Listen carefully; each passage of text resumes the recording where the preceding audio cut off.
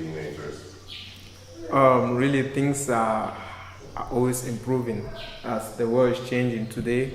There's globalization, technology is advancing. So, really, at first, for example, in BSD, there are so many things that the student never know about. But today, for example, computers.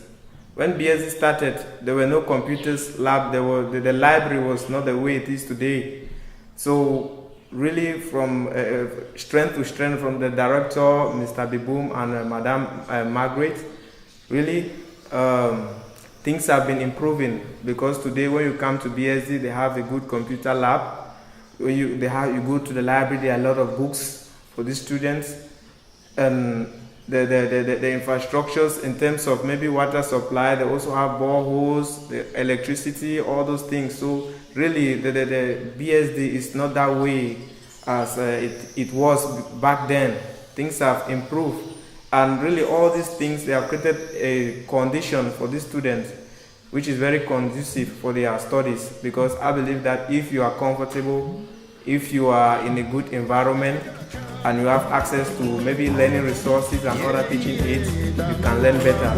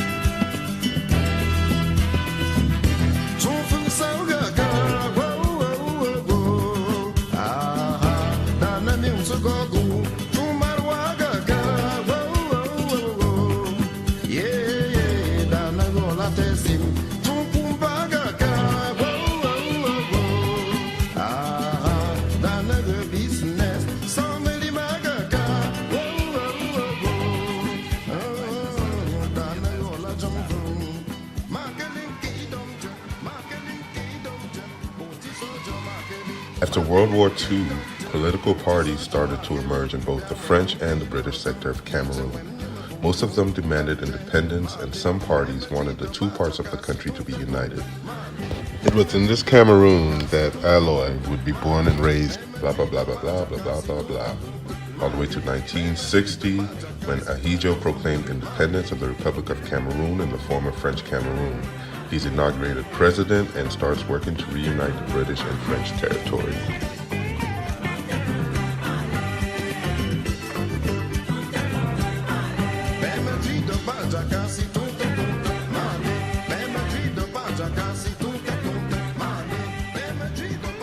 Meanwhile, abroad in England, World War II was just getting started, and Britain was a part of the clash.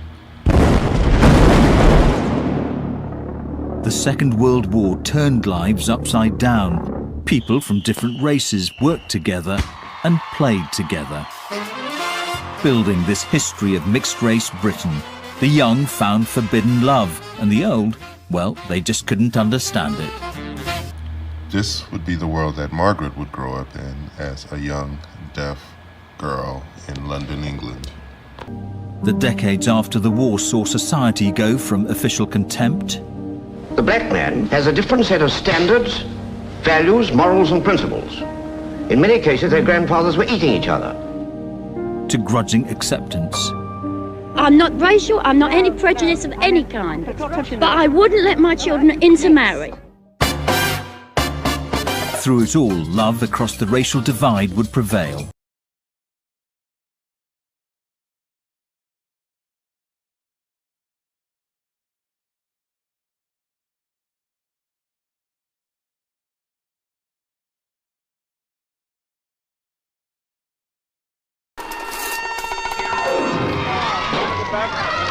In the early 60s, a rash of British feature films tackled the racial prejudice that had been so graphically exposed by the '58 riots. In Roy Ward Baker's 1961 film, Flame in the Street, the bunch of teddy boy thugs are lifted straight from the streets of Notting Hill. Go. Hold up, that'll send them crackers. But the real focus of the film is the interracial relationship between factory worker Gabriel Gomez and his pregnant wife Judy. You all right? How you feeling, woman? You ain't sick. No, I'm just tired. I feel like I'm carrying an elephant. I'll get you tea. No, you just stay there. This film was truly groundbreaking. It was the first time cinema-goers would have seen a black man kissing a white woman. All those fears about the perfect British family being invaded, well, they were being played out on the big screen. Actor Earl Cameron was himself in a mixed-race marriage when he appeared in Flame in the Streets. For him, the film was just a mirror of real life. That kiss that you give your wife, Judy, that was a pivotal moment, wasn't it? I suppose so, but not all the set. It didn't mean anything. We didn't rehearse it.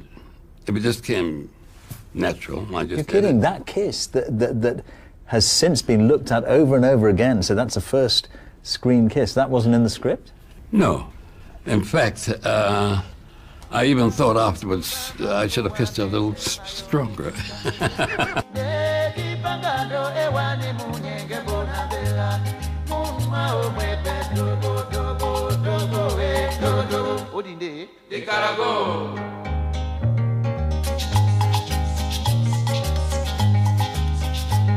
Matumba mawase mese mayoki jokane loke Degi pakai mange wani yo mama kosa mundi Mama o mepe dobo dobo dobo dobo Dodi songele bitu dibanji se punja bilame Nubina donika ekipangando ekolo panga Yepengi nyabanga yo ololo ololo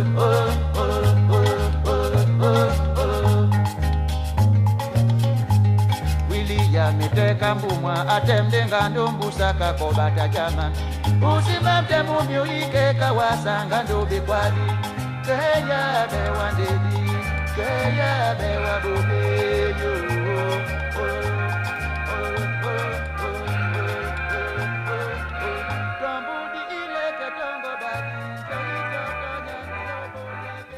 At the airport in Washington, D.C., the capital of the United States, President John F. Kennedy and other American officials await the arrival of President Amadou Ahidjo of the Federal Republic of Cameroon.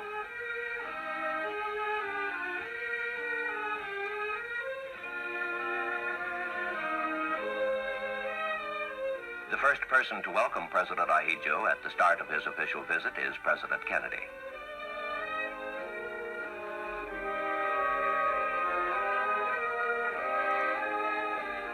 Many other officials and diplomats greet President Ahidjo and his party, including the ambassador to Cameroon, the Honorable Leland Barrows. Accompanying President Ahidjo are their Excellencies Jean-Faustin Bataillon, Victor Kanga, Tabe Emmanuel Egbe, and other ranking dignitaries.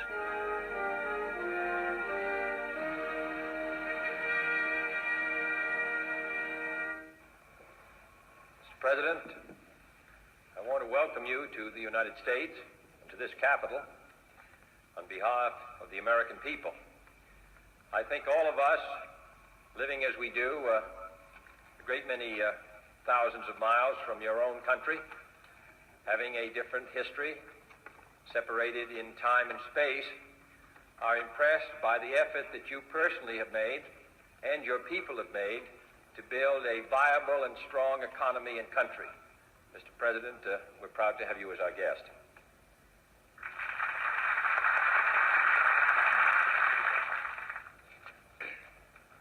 Monsieur le Président, je suis heureux d'avoir pu répondre à l'aimable invitation que vous m'avez adressée et je vous remercie sincèrement pour les paroles. Mr. President, I am happy to have been able to respond to the invitation which you addressed to me. And I thank you sincerely for the words which you have just spoken about my country and myself. My joy on standing once more on American soil and being welcomed here by the President of this great nation is equaled only by the friendship which my country bears you yourself and the people of the United States. I bring you the cordial greetings.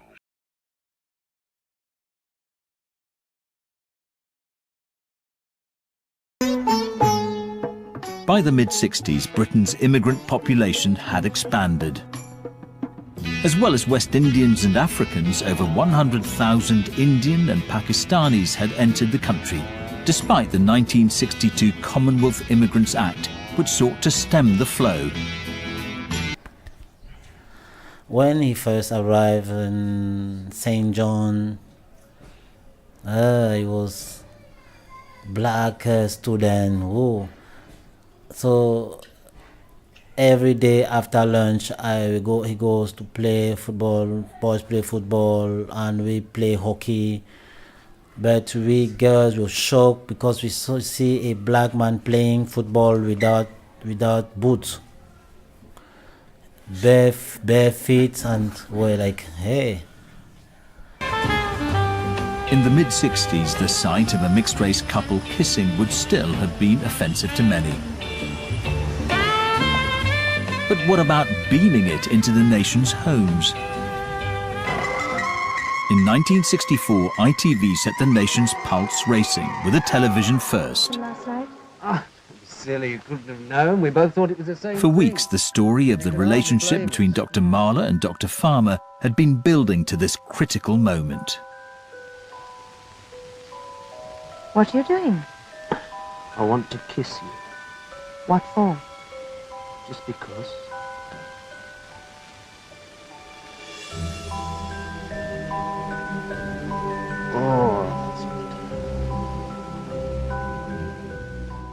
Emergency Ward 10 was then one of Britain's most popular soap operas, regularly pulling in audiences of 15 million and up to 24 million at its peak.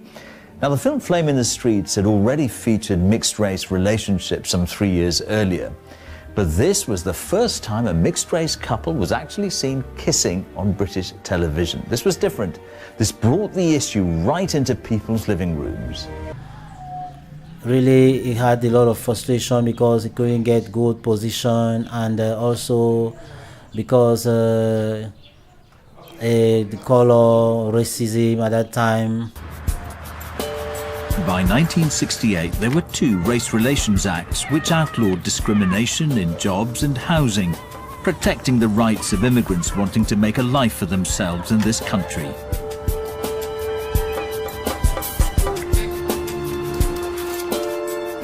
Prejudice amongst the public had certainly not been eradicated, but a new liberalism was in the air.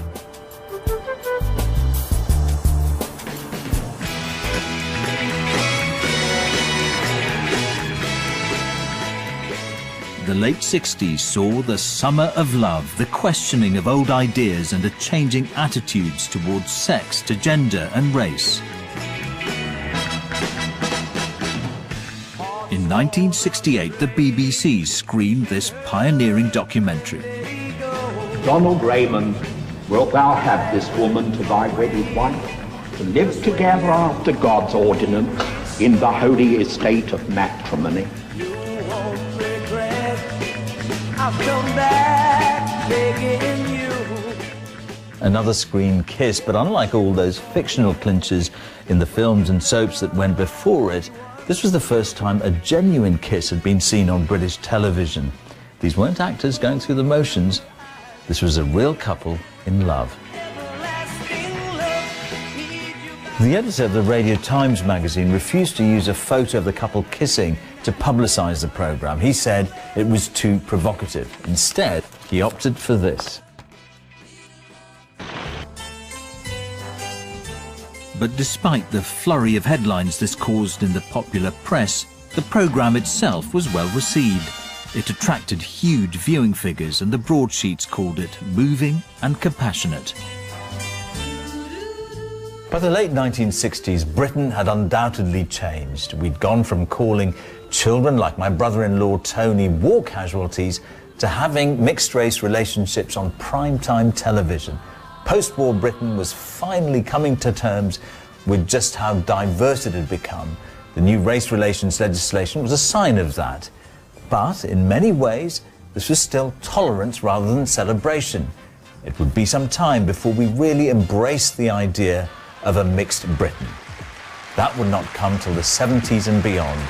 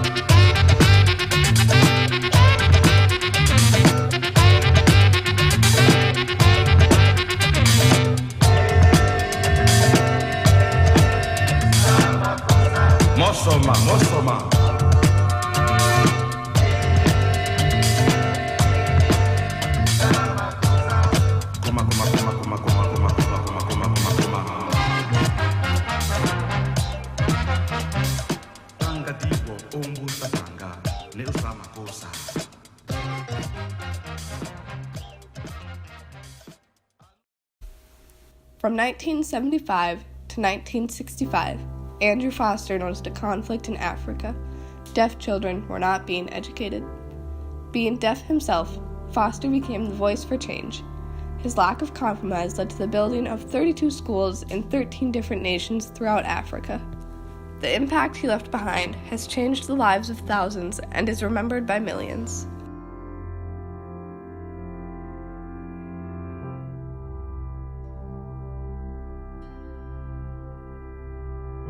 Andrew Foster was born in Birmingham, Alabama on June 22, 1925. He lived a normal life for a black child in Alabama. That was until him and his brother lost their hearing at the age of 11 due to spinal meningitis. Now, as a deaf black child, Foster's life was turned upside down. His education at the Alabama School for the Deaf was limited to 1st through 6th grade. Due to this, Andrew was drawn to Flint, Michigan, where he could further his education. At the age of 17, Andrew finished the 8th grade. Ambitious to complete his education to a high school level, he took night classes and correspondence courses. To manage the money it took to do this, Foster took on multiple jobs, one in an auto factory and others at various restaurants.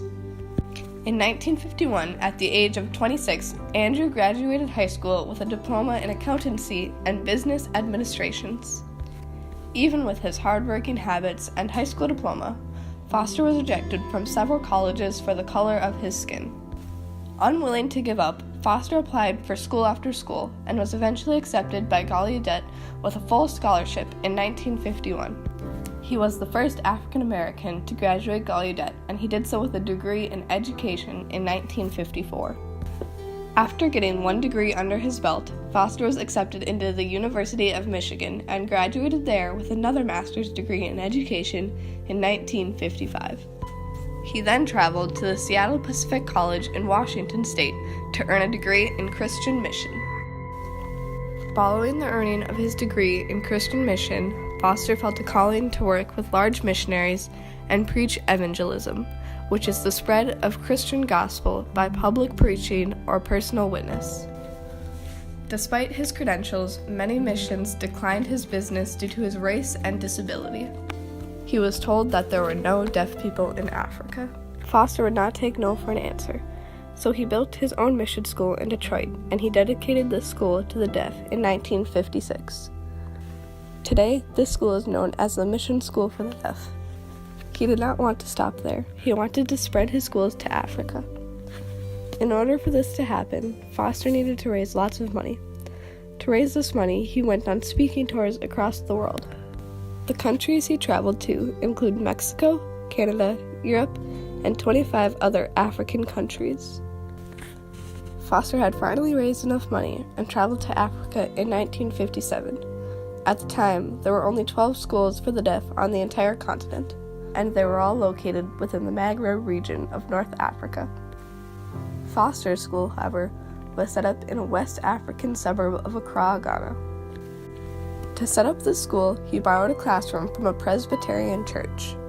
He named the school the Ghana Mission School for the Deaf, which eventually moved to a more permanent location in Mampong, Aquapim, after receiving a generous amount of donations. The Ghana Mission School for the Deaf proudly served 80 children and some adults, and was directed by Andrew Foster. During his time of directing, Foster also established Nigeria's first school for the deaf, the Ibadan Mission School for the Deaf, in 1960, and shortly after, 2 other schools were built in the cities of Enju and Ghana, as well as Liberia's first school for the deaf. 8 more schools were built in Ghana as Foster served on the Ghana Government Cabinet Committee in 1960.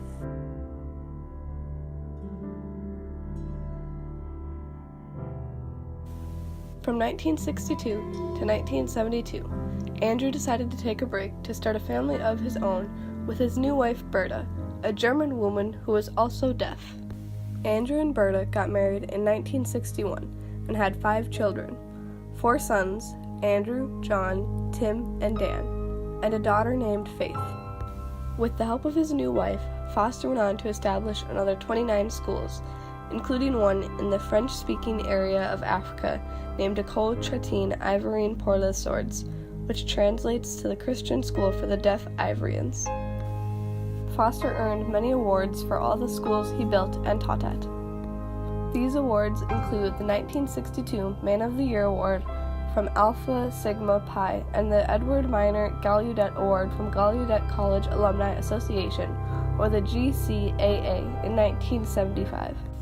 As a result of Foster's unwavering efforts and recognition at Gallaudet, Gallaudet began welcoming the first generation of students from Foster schools in 1974.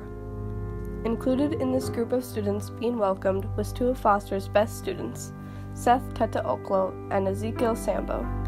Seth Teta Oklo earned a master's degree in education from Gallaudet and returned to Ghana to become a rehabilitation officer with the country's Department of Social Welfare and Community Development under the Ministry of Social Welfare, and he also founded Ghana's second school for the deaf. Ezekiel Sambo also returned back to Africa after graduation and established the Plateau State School for the Deaf in Plateau, Nigeria. These students are just 2 of the many people that Foster has left an imprint on and will go on to leave an imprint on even more.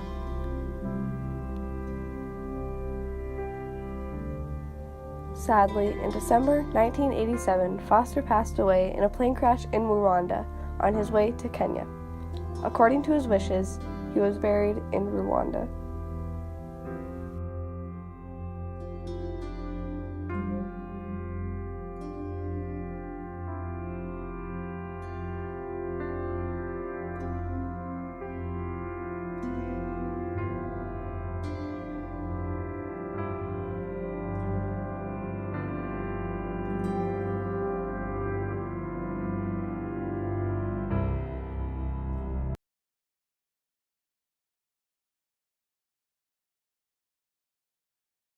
Just skimming over it.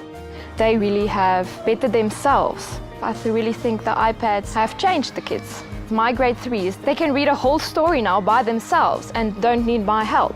And that's actually, I actually get goosebumps with it. I don't know, it's amazing.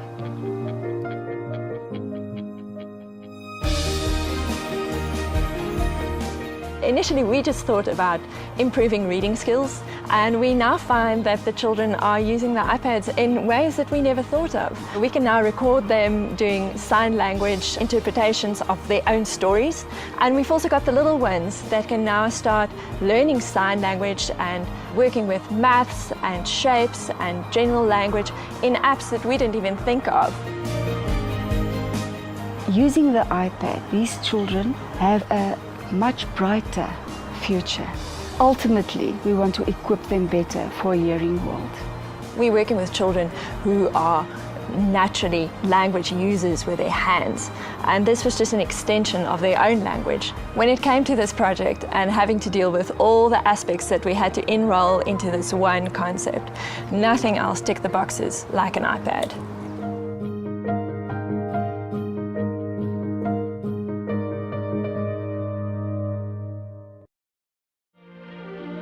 Industry on Parade looks in on a busy executive proceeding with his day's work, receiving reports, giving dictation, taking innumerable phone calls.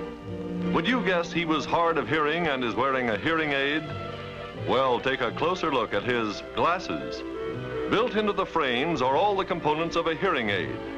A thin 1-inch tube conducts sound inconspicuously directly into the ear. The combination hearing aids and spectacles are manufactured here at Otarian Incorporated in Dobbs Ferry, New York. A visit to the assembly line reveals that the idea is far from being a gadget or novelty. The company, an experienced producer of conventional hearing aids, has poured everything it has in the way of technological know-how into the listeners, as it calls the new type hearing aids. Minute transistors take the place of much bulkier vacuum tubes. The use of comparably tiny batteries and other parts makes possible a chain of electronic elements that picks up a sound, amplifies it, and transmits it to the ear. All these elements crowded into this limited space.